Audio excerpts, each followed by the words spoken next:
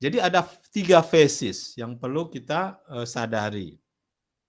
Ya, launch phase where vision has to be big, when uncertainty is also big.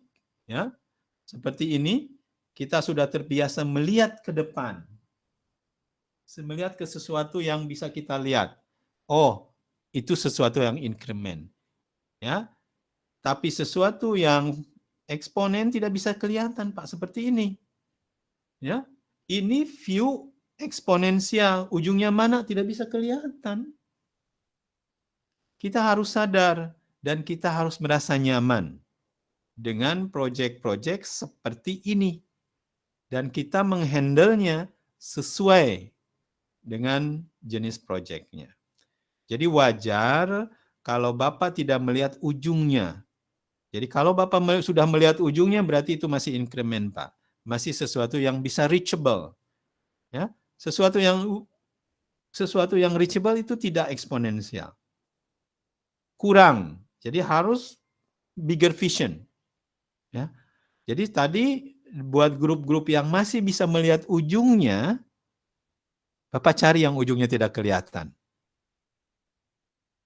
Supaya itulah kriterianya eksponensial. Ya, coba dimodif. Jadi ya, monggo Pak.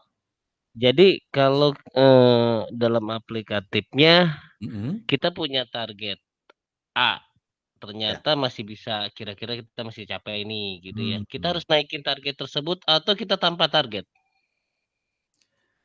Targetnya kurang tinggi, Pak. Siap. Karena masih bisa Bapak lihat. Berarti mindset-nya masih kurang besar. Karena menetapkan sebuah target yang bisa reachable. Bukan berarti salah, Pak. Boleh, tapi itu project yang incremental, ya. Itu project yang bukan saatnya yang kita bicarakan hari ini. Iya. Jadi itu memang tetap masih perlu. Kalau mau tinggi ya setinggi-tingginya sampai tidak di luar nalar kita gitu ya. Nggak nyampe ini, itulah ya. Nah, pertanyaannya kan Bapak punya naluri. Ini tuh hanya dream atau baru mau tanya saya itu, Pak. Nah, atau sebenarnya ini kan optimasi, Pak. Bapak tidak setinggi-tingginya sesuatu hanya buah mimpi saja, tapi tidak sesuatu yang bisa dilihat sehingga ini tidak fenomenal. Somewhere in between. Ya. Somewhere in between ya, Pak ya. Somewhere in between. Tanya ke hati nurani. Saya yakin hati nurani bisa menjawab. Ya. Berani nggak kita ngambil sesuatu yang unreachable dengan pola pikir kita sekarang? Bukan berarti itu tidak bisa di-reachable, Pak. Kalau kita mau ekspansi pola pikir, kalau mau kita kerjasama dengan orang lain, kalau kita mau effort yang begitu besar, pasti reachable. Nah, itulah yang dicari. Jangan sampai takut dengan sesuatu yang tidak terlihat. Intinya sih itu, Pak. Karena sudah pasti tidak terlihat kalau eksponensial. Tanya Pak Nadim, tanya Jack May, itu pasti tidak melihat. Mereka juga dari awal sampai sekarang juga kadang-kadang suka shock. Iya, tidak pernah saya pikirkan seperti ini. Tanya sama mereka. Tapi mereka punya visi. Nomor 1 makanya diperlukan tadi, visi. Saya punya visi, saya kejar. Intinya itu, Pak. Visi itu apa? Belief. Bukan sesuatu yang yakin. Kalau saya tanya, Pak, yakin Pak 100%? Tidak, tapi akan saya kejar untuk saya capai. Karena apa? Karena impact-nya tadi Bapak cerita. Impact-nya buat hidup saya besar. Ya, itu yang memotivasi. Intinya kita harus ini ya Pak Edi ya, harus mempunyai visi yang memang seems unreachable tapi harus berani membuka mata gitu ya Pak ya. Jadi ya, artinya tidak hanya bermimpi tapi benar-benar dilihat walaupun itu tidak terlihat. Seperti itu Pak.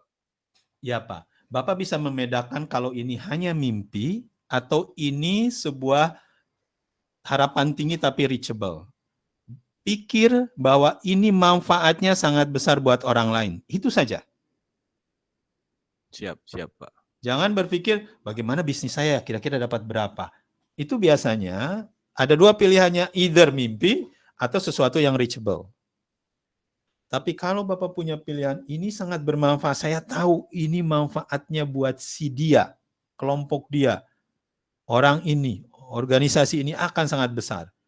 itu yakin reachable, Pak. Tapi Bapak tidak bisa melihat ujungnya. Hanya visi, hanya naluri yang mempush kita ke situ. Itulah proyek-proyek sebenarnya yang fenomenal. Yang sebenarnya setiap orang bisa punya itu. Kenapa? Karena setiap orang punya naluri ingin contribute something to the society. Ya, itu yang ingin dipush. Coba cari proyek-proyek yang kontribusi impact-nya yang besar. Makanya kalau Bapak lihat visi misinya Google, Facebook, Nike, perusahaan-perusahaan besar sekarang, itu pasti something for the community, something for other people. Facebook misalkan, ngasih internet gratis buat seluruh orang di Indonesia. Bapak masuk ke Google, Bapak bayar nggak menggunakan fasilitas email, menggunakan Drive? Kan tidak. Kita merasakan manfaatnya. Nah, hal semacam itu yang mendrive perusahaan mereka sebenarnya besar. Karena visinya begitu besar, dia drive sendiri dengan komunitas. Ya, I have no idea what's going to happen, but I love it. I'm comfortable with it. Ini sebenarnya feeling ini yang diharapkan. Ya, jadi tidak apa-apa tadi, tidak melihat ujungnya, tapi kalau ini bisa bermanfaat buat orang lain dan masih sebenarnya kita punya feeling masih bisa reachable, do it. Ya, itu akan jadi eksponensial, itu akan jadi impact. Tadi impact-nya akan besar. Exponential mindset, ada beberapa mindset yang kita coba tenggelamkan ke diri kita. Continuously looking for ways to do more and more and more with less and less and less. Bukan more and more and more with more and more and more. Ya. Jadi ujungnya sebenarnya less and less and less effort. Less and less and less effort for the society, but more and more impact for the society. Less and less and less what you do, but you will gain more and more. Seperti investasi, you will do more, you will get more and more, but you will less at the future. Less effort. You don't have to work every day for 24 hours a day, for example. Because you spend something on something exponential. Inilah yang diharapkan. Makanya sebagian thinking Anda simpan di eksponensial, misalkan 20%, 80% masih melakukan sesuatu yang incremental, sesuatu yang normal. Tapi lakukanlah sesuatu sebagian di eksponensial supaya tidak seperti ini, Pak. Ini yang sebenarnya tidak diharapkan dari semua dari kita. Jangan sampai 99% kita di sini. Karena melakukan sesuatu yang normal-normal saja. Harus ada sesuatu yang di sini. Mudah-mudahan bisa mengangkat. Ya. Ini mindset yang diharapkan adalah mindset bahwa kita melakukan sesuatu eksponensial dan kita tahu fase mana kita sekarang. Saya yakin fasenya masih di fase nothing happen, masih di fase launch. Jadi harus kita punya visi besar dulu. Uncertainty dianggap normal. Ya.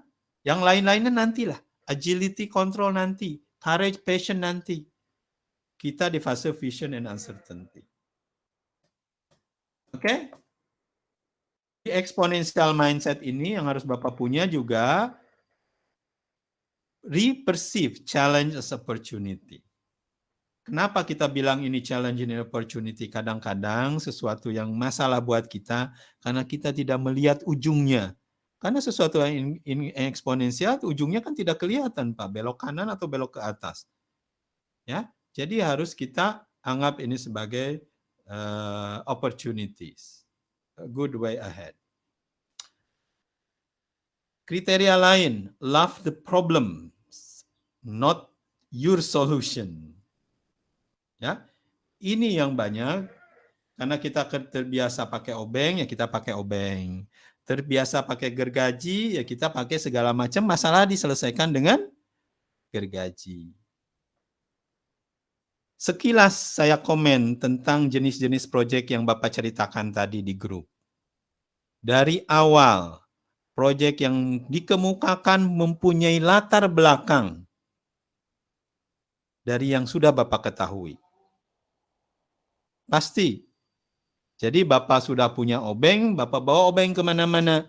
Semua permasalahan sepertinya akan diselesaikan, bisa terselesaikan dengan obeng ini. Yang Bapak tadi yang bawa gergaji, yang biasa dari kuliner, bawa gergaji itu, okay, semua permasalahan akan saya selesaikan dengan gergaji. Semua yang punya hammer, palu, ya dia selesaikan semuanya pakai palu. Kenapa? Karena dia taunya menggunakan palu. Jadi you do not love the problem, you love the solution. You come to the problem with your own solution. Coba ganti pola pikirnya. Love the problem, love the society, love what the society have problems with. Mulai, oh orang-orang ini punya masalah ini. Mudah-mudahan saya bisa cari solusinya. Solusinya apa? Belum tentu. Palu saya yang terbaik, saya cari dulu screwdriver, saya cari tahu gergaji, cari tahu dulu yang lain. Ini punyanya scamper yang tadi. Jadi yang bagus itu yang berubah setelah melakukan scamper.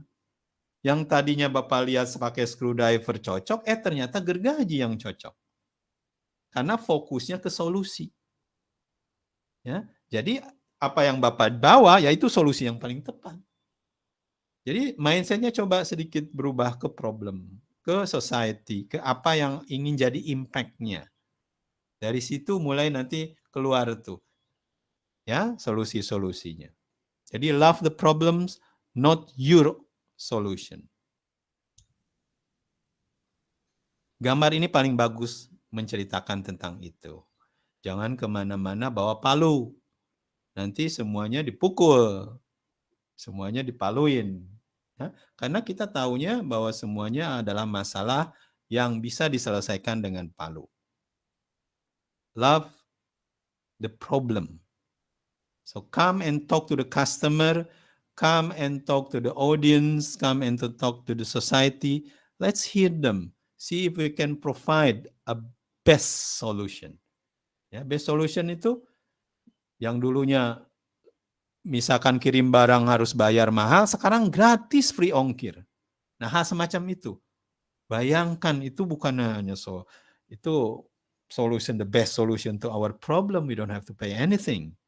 Ya, hal-hal semacam itu yang ternyata bisa create itu aja fenomenal. Jadi sebenarnya yang diharapkan. Ya, you need more tools. Bukan hanya obeng. You need collection of tools. Jadi you need teams, you need other people. Other people di sana yang akan membantu Anda dengan tools-toolsnya mereka.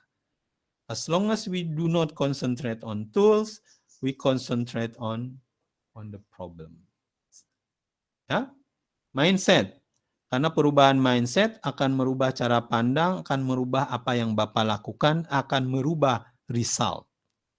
So do not focus on the result, just concentrate on changing the way you see things. Ya. Kebiasaan sesuatu yang eksponensial, sebelah kanan. Ya. Jadi kalau sudah ada aturannya, ya udah pasti ruwet.